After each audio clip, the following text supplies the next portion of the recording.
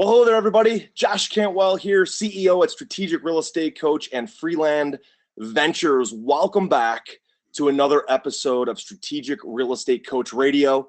I am particularly excited today to be with you, to be talking with and working with America's #1 success coach, none other than Jack Canfield. He is going to be one of our keynote speakers at our upcoming Flip and Fun Summit.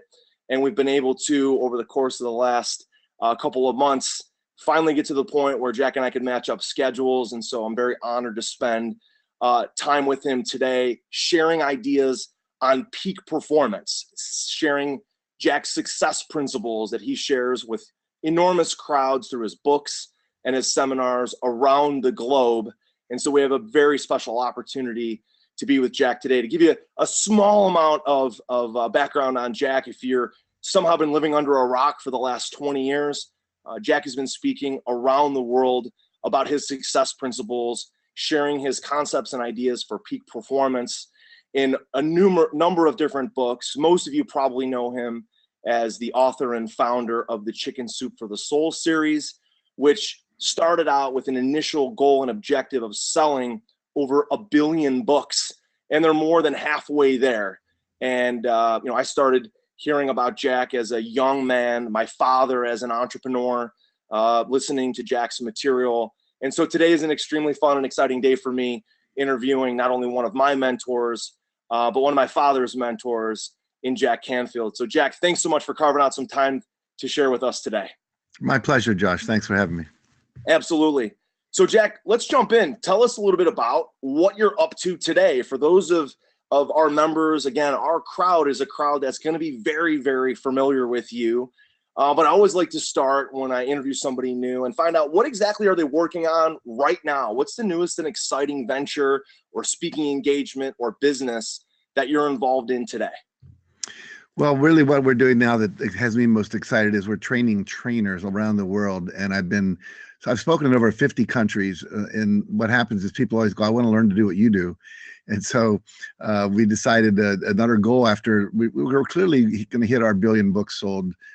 We already have sold 314 million in China. They're using them as textbooks in the schools, believe it or not. And so what happens is we decided to have a goal by year 2030 to train 1 million people, at least one person in every country in the world, to train the success principles, both in schools, in corporations, in churches, and nonprofit organizations. And we developed an online training program so we can reach people everywhere. I mean, my most exciting story recently was a person in Nepal who learned to do the training and is now going around to villages in Nepal, helping people in the earthquake zones rebuild their little villages that were pretty much decimated. So I'm really at the place in my life where it's about legacy. I want to make a difference. And I think that if you don't make a difference, we want to be successful, but we also want to be significant and matter. So that's what I'm supporting other people in doing and doing ourselves in our own company. Fantastic. In my own personal life, I'm laser focused on growth and learning. I see all the books behind you. You said you're an avid reader, reading all the time. I'm listening to audiobooks all the time. Even last night, I had to drop my car off. And I take my bike, I just drop it off at the corner. I'm listening to you on audiobook last night, riding my bike home to get some late night exercise. I think it was my 3rd workout of the day. Growth, that's #1 for me, and contribution, affecting other people. And that's really one of the reasons why we're having you come speak at our event. And the reason for this podcast, to give back, contribute, and help other people. One of the things that you mentioned in your Success Principles book, as well as in The Secret that you were a contributor to, and Chicken Soup for the Soul, you named dozens of different success principles that you've observed in elite performers. And one of the things I hear you mention over and over and over again is the concept of just purely taking responsibility for where you're at in your life today. You mentioned dozens of different success principles. But what would you consider maybe the top 5 most important success principles for people to becoming either an elite entrepreneur or an elite performer? Well, one would be the one you just mentioned, which is to take 100% responsibility. Notice I didn't say 95% or 50%, but 100% responsibility for your life, which includes not giving up all blaming, giving up all complaining, giving up all excuse making. And once you realize that if you created your current situation, it gives you the power to know that you can uncreate it and recreate it the way you wanted it. So in that principle, you have to take responsibility for your thoughts, for your images that you hold in your head, your fantasies, your visions, your fears, which are all basically based on visualizations you put in your mind, and also your behavior. And so when we get together and I come to your conference, I'm going to go deeply into that. The first quarter of my talk really has to do with that whole concept and its principle of E plus R equals O. There are events in your life. You have a response to the event, and that produces an outcome.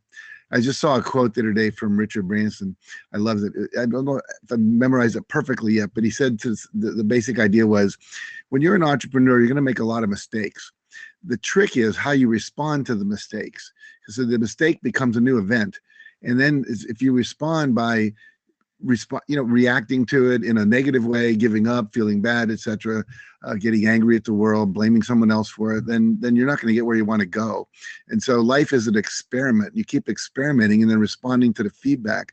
And also, I think the next principle that's critical is called learn more to earn more, meaning that you see all these books behind me. I've read over 3,000 books. Last night, I read about 4 chapters in a book, and I watched 3 TED Talks before I went to bed. And so I'm just constantly wanting to get better at what I do and learn more about how I can be more valuable. Brian Tracy once said, if you want to be more successful and make more money, find out how to be more valuable to more people. So you are being more valuable to more people by putting on your coaching programs and your conferences than just being a solo entrepreneur doing your, own real estate investing. So literally we want to give back and take it to the next level. And that's what we all have to do. Another key principle is be clear why you're here, which means you have to know what is your purpose, what is your vision, your values, your mission, and your goals. And I go to a lot of people and I say, well, what's your major goal for this year? And they go, I don't know. So they haven't set a measurable, specific set of goals. And what I teach is that we should have goals for many areas of our life, both the financial area, the business area, our career, obviously our relationships. Do you want to have more friends? How much time do you want to spend with your friends? How many days do you want to have vacations with your family, etc.? These are all things that most people don't quantify and commit to. And so that's really critical. The other thing is being action oriented. I know you're very action oriented, and we find that entrepreneurs, we did a study of 2,000 entrepreneurs when I wrote a book called The Power of Focus. And the main difference between the ones that were successful and the ones that were mediocre was this 100% responsibility, daily habits of success. This is the idea of doing the same consistent things on a daily basis. We can talk about what some of those are. And then finally, action-oriented, 100% responsibility and action-oriented. And most people sit around and they think and they plan and they think and they plan and they think and they plan and they think and they plan. They never take action. And so being willing to take action and then respond to the feedback that you get. A lot of people go ready, aim, fire. It's ready, fire, aim, because we shoot to the target. And what happens if we are off, then we know we need to go a little bit to the left. But if we never shoot, if we're always afraid to make that action step, we never get to where we want to go. And I'd say the last thing that I see that distinguishes successful entrepreneurs from those who are not are people who have mastermind groups, coaches, and mentors and accountability partners, so that you are being held accountable and also getting new input, studying with the masters. One of my friends, you see this thing where it says it takes 10,000 hours to become a master. Sure. There's some truth in that, but with a master, you can go faster. And so by working with someone like myself or you or Tony Robbins or anyone else that's out there that is considered a master in their field, then people can actually accelerate their rate of growth. And those are the 5 key principles that we could talk about that I think. Yeah, absolutely, Jack. So I think one of the things that's interesting is for all the bitching and complaining and moaning that I hear people, personal friends and family, people on Facebook, and just the world in general, when you ask people what they really want, they say, well, I'd like to spend more time with my wife.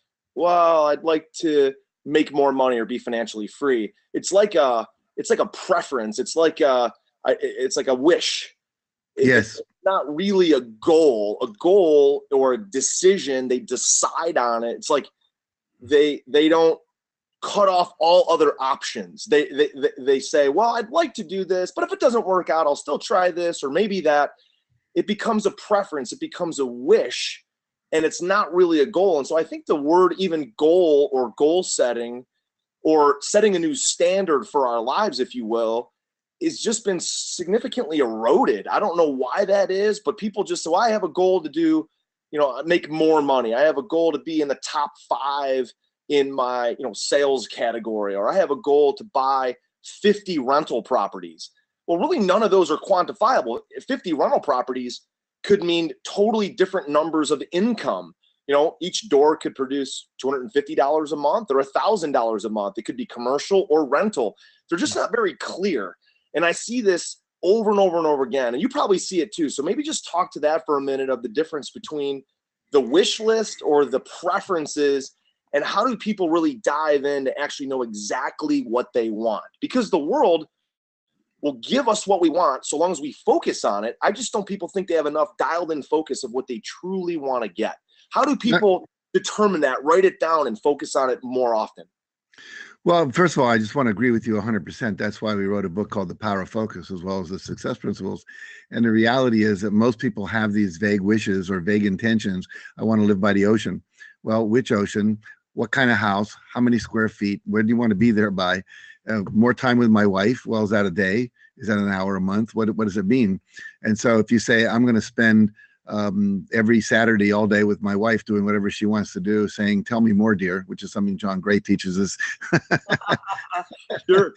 And basically what happens is now I can measure that. If I say I'm going to spend 4 hours with my wife every Thursday night, sitting knee to knee, eye to eye with her, someone can come over with a stopwatch and actually measure that. So if it can't be measured, it's not a goal. And so we have to have a goal. And the other thing is a commitment. There was a guy at Harvard way back in the 1940s who was a professor of psychology who said, until you make a public declaration that other people can hold you accountable to, and until you come up with a consequence for not achieving it or a reward for achieving it, then you're probably never going to really be committed to it. And so we know now from research that was done by a woman up in San Rafael, California, at Dominican College. She took 5 groups of people, and she found out if people just had a goal and they didn't write it down, they're only going to be about 33% of them would actually achieve anything. If they wrote it down, it increased it by another 13%. If they told somebody about it, it increased it by another 15%.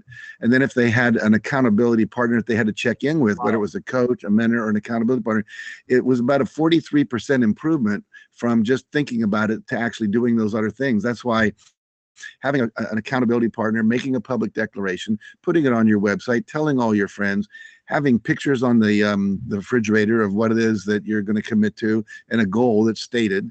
Like all my goals, I have about 10 different places in my house. They're on my bathroom mirror. They're on the screensaver of my computer.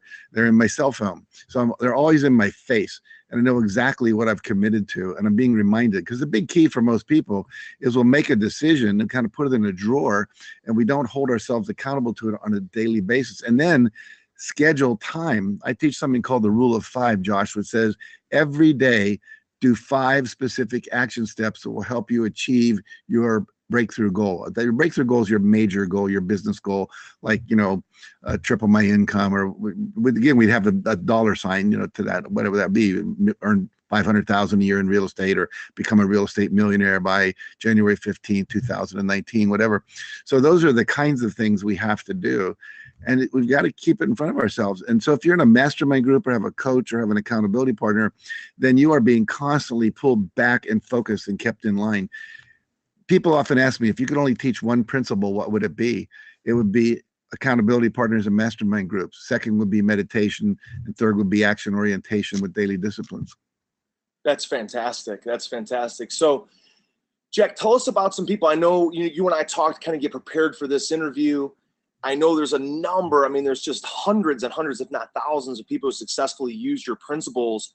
Mm-hmm. I'm interested to know, specifically, maybe even if you have some in real estate, people who have taken those principles that you just mentioned, those 5 or 6, and started at a certain level and got to the next level, what are some specific things that they did, or are there specific examples or companies or names that you can tell us about? Because I know you're going to mention some of this stuff and teach it at our event in October, Right. but tell us a little bit about some specifics or some people that you've personally mentored, have used your principles. Well, I'm thinking of Dennis Nuneman, who's from Ohio, and who is a person that went through a mastermind group of mine. Competition for me, huh? I don't actually do that mastermind group anymore. I'm mostly focusing on training trainers, as I said. However, he was part of this mastermind group that met 4 times a year for 2 days out in California with me. And he owns over 500 apartments and apartment buildings now. And part of it was being in the mastermind group. So that was a major principle for him. Visualizing his goal, setting goals that were measurable, we always say set a stretch goal, a goal that makes you uncomfortable. If the goal is not going to make you uncomfortable, then it's not going to grow you. And as much as money is really important and having a lot of property is important, as I do as well, is that you have to set goals that are going to stretch you and grow you, because the ultimate goal of life is not how many apartments do you own or how many office buildings do you own, but how much you've mastered life.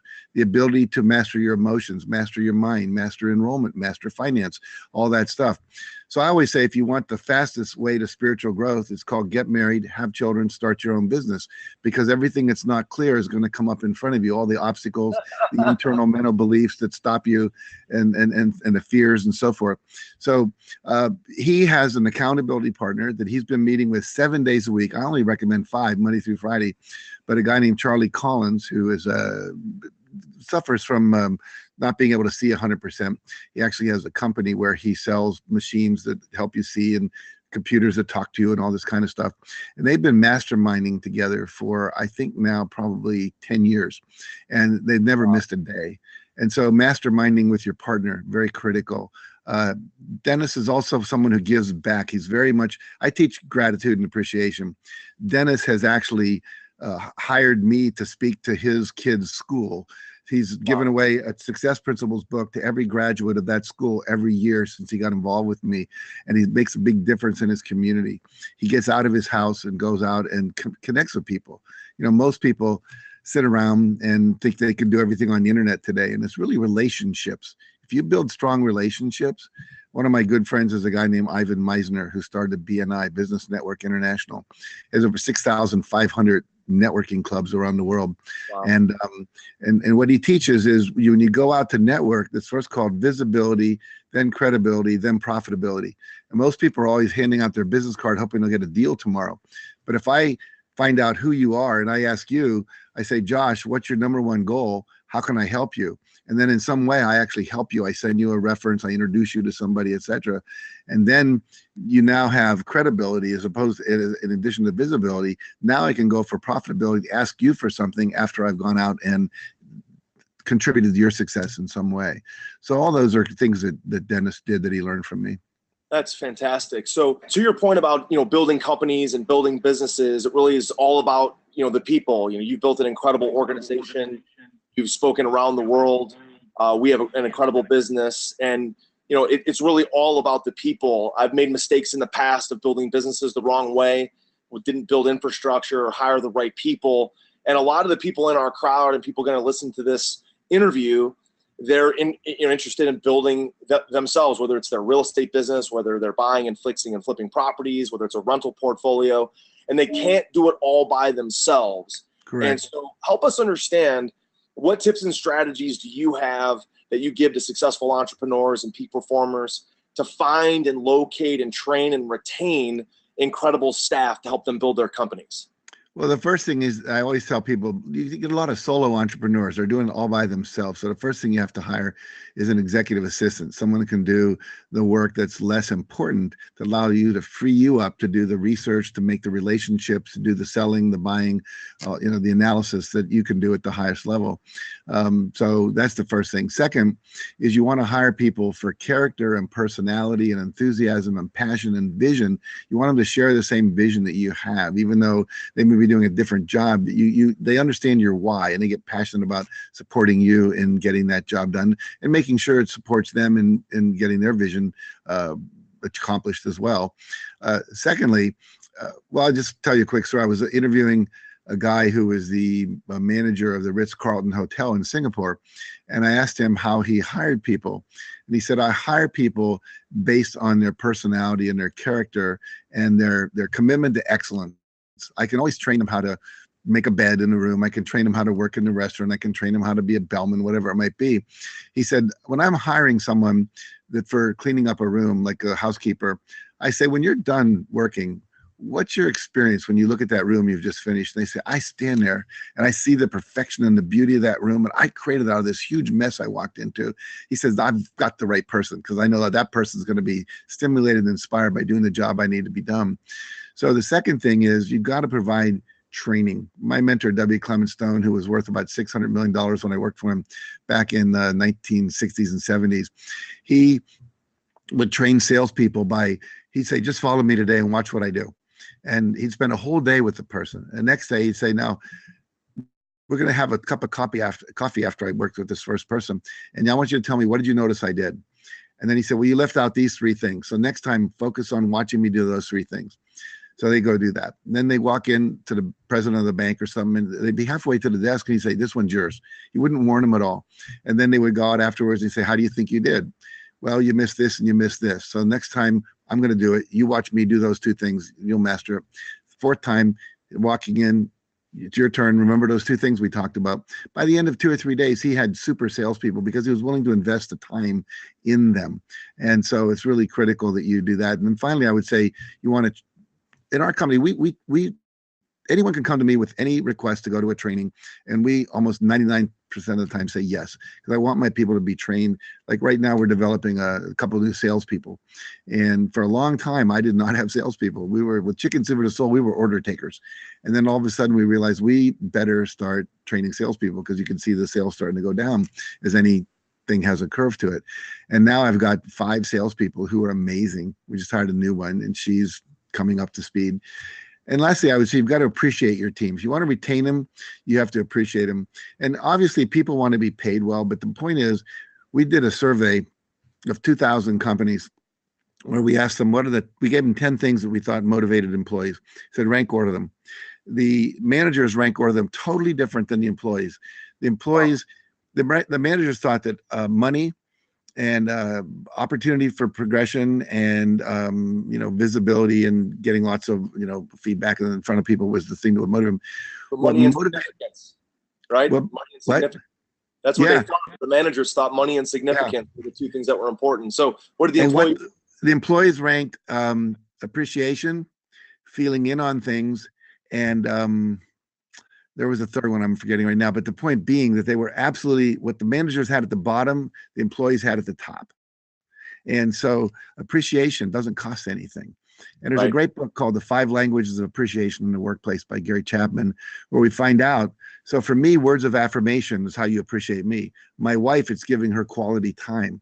For my president of my company, it's gifts. If I can go away and bring her something, doesn't matter what it is. She collects turtles. I could buy a turtle for $5 in Florence, Italy, bring that back from a vacation with my wife. She's happy. She feels like someone cares about her. Actions, acts of kindness. For one of my employees, if I go over and just spend 10 minutes with her, helping her do her job, asking how she's going, etc., she feels loved. So basically, there's a lot of things to do, but the main thing is to study how do you appreciate people, how do you train them, and make sure you do that. Because most of us, we feel like if we just pay them and give them instructions they're supposed to do it, that's not the thing that keeps people around. What keeps people around is feeling like they matter. Yeah, they can get that from anywhere. A paycheck. I mean, just put in the time, go home. I have, I'm 41 years old, Jack, and I have a lot of my friends who are good income earners, guys that are earning $150 to $250 to $350, $400,000 a year or more, but they're dying for appreciation. They're dying for being in on things. They're dying for, a boss that says, good job, not just, hey, what was your quota? Right. Did you meet your quota? And I have a number of these guys that are coming to me and say, Josh, you've been an entrepreneur for 20 years. I just want the freedom. I want to feel appreciated. I want my own thing. And so I have just one final question for you before we wrap up today. And it's really about balance. It's about achievement of entrepreneurial goals. And a lot of people, they'll come up with every reason not to succeed. And I see, that's why so few people really are in that 1%, that are succeeding at a really, really high level, is because, like you said at the beginning of today's interview, they take total responsibility for themselves. It's up to them 100%, and they know exactly what they want. But for many people starting a new business, or maybe they're just getting started in real estate using our strategies and systems, they might have this preconceived idea that in order to achieve their financial goals, they have to sacrifice their personal relationships, or they have to sacrifice time with their friends and family. They have to sacrifice other things that are important to them, or it's just going to be too hard. And a lot of it comes down to their own personal action, their own personal daily action of what they want. So what kind of comments or advice would you give our audience on, first of all, their ability to have it all? They have a full, abundant life. And secondly, on a day-to-day basis, how to have that full, abundant life. What kind of personal accountability system or scheduling or organizational tips could you give us to have a full life where they can have time with their family and their kids and attend the soccer games, have a very spiritual life and great relationship with their spouse, and have the time for vacations, and all full abundance really comes down to their day-to-day action. So what thoughts do you have on that as we wrap up? Well, basically, you have to schedule your time. That's the key thing. You've got to schedule your downtime, your family time. There's a model I learned from a guy named Dan Sullivan, who you may have heard of, who Sure. talks about free, focus, and buffer days. And I've applied that to my life, and it's changed my life. So a free day is midnight to midnight with no work-related activity. And the goal is to create more and more free days. So my goal this year is 150 free days. So that's every weekend and another 50, almost 2 months off with my family. Like literally tomorrow morning, I'm leaving for a week in Mexico with my wife and 5 other couples. We've rented a house on the beach. I did a similar thing in April. I take the last 2 weeks of August off every year. I don't work from Thanksgiving roughly until about Super Bowl Sunday. So I have plenty of free time. And I also make, a high 7 and sometimes 8-figure income every year. So the reality is that we can create free days, and you got to schedule them. And the thing about free days is you got to learn to delegate so that you have other people doing things, and you have to train your staff when you have a staff that the only time they call you on a free day, which is scheduled, they know what they are, is if somebody's bleeding or we're hemorrhaging money to the point that the ship is sinking.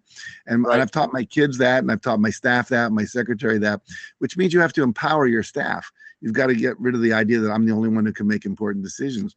And a lot of us are afraid to delegate because we're afraid they can't do it as well as we can. Some jobs don't need to be done as well as we can. And the other thing is you can train people to do things as well as you can if you need to do that. And so that's a critical piece of it as well. Once a free day is put on the schedule, unless there's something, again, the boat is sinking, the house is burning down, whatever. That's like if my sister is getting married on July 15th, I'm not going to go do a gig on July 15th. That's my sister getting married. And you've got to treat those days with that kind of structure. During the week, for me, this is a big mistake that most people make with balance. They think family and work. I want to give you an idea to think about family, work, and self, because if you're only time, for a lot of guys, especially, family is just another job. You got to go home, play with the kids, sit there, go out on dates with your wife, do the social thing, whatever. But it's not really your time. So for me, Monday nights are my time. I get to watch Monday Night Football. I can work till midnight without my wife saying you're a workaholic, whatever it is. That's my time. Friday nights and Saturdays are family time. Friday night, wife is Saturday, social friends, that kind of thing. Sunday is just be at home, relax. I have a nice pool, I have a lot of toys we can play with, etc. And then we schedule our vacations. Now there's a thing called, I call it the chicken shit of life. You've got to do, going to the cleaners, shopping for groceries. One thing we learned early on is you can actually hire someone to buy your groceries. Today, you can have it delivered by Amazon or somebody like that. But I had my niece living with us while she was going to community college one year, and her job was to buy all the groceries. The average person spends 4 hours a week in a grocery store. You want to get all these things that are the stuff you have to do, the lawn mowing and all that, but you can delegate that as well. But condense that into like a day where you're getting it all done at once. So you have a lot of focus days where 60 to 80% of your day is doing the thing you do that makes you money, that you love and you're passionate about doing. So one of the things I do, Josh, is I color code my calendar. So my staff, I'm on Google Calendar. Everyone on my team can see what my schedule is. I also have a paper calendar because I live in a place where sometimes the electricity goes out. We live in a fairly large estate area where we have a lot of eucalyptus trees, and the wind blows the electrical lines down. So I have that as well. But in both of those systems, I have blue days, green days, and purple days, and they're free, focus, and buffer days. And everybody knows what that day is, and I know what it is. So I schedule interviews and things like that on a focus day, because that's the thing that helps me, get more work and get my work out, and people buy my book, The Success Principles, and so forth. But red days, those are, well, I have red days for free days. Purple days are office days. But anyway, red, green, and blue. Blue are making money. Green are buffer days. And the reality is that I then am also being told what I need to focus on during that day. Most of us are multitasking. We're trying to answer an email. We're doing this. We're trying to do that. We're interrupted all the time. Nobody knocks on my door during a focus time. I actually have a sign on my door that says, "Do not knock on my door." Right now it says because I'm doing an interview, but a lot of times it'll say because I'm doing concentration time. John Maxwell, who's one of the great leadership gurus of America, talks about coming to work and finding out what is your best time. My best time is actually in the evening. My wife's best time is in the morning. So for her, she gets up around 5 o'clock and she writes for 2 hours. She's writing a book right now. Wow. For me, I get up around 10 because I go to bed around 1 or 2, because my best time is 7 till 1 or 2 in the morning. So find out what is your best time. One of the things we just did, we interviewed a bunch of billionaires for a book called The Billionaire Secret that's not out yet. But anyway, we found that 85% of the billionaires got up between 4:30 and 5:30 in the morning, and then they exercised. They meditated for the most part, which I thought was really interesting. I wasn't expecting to find that.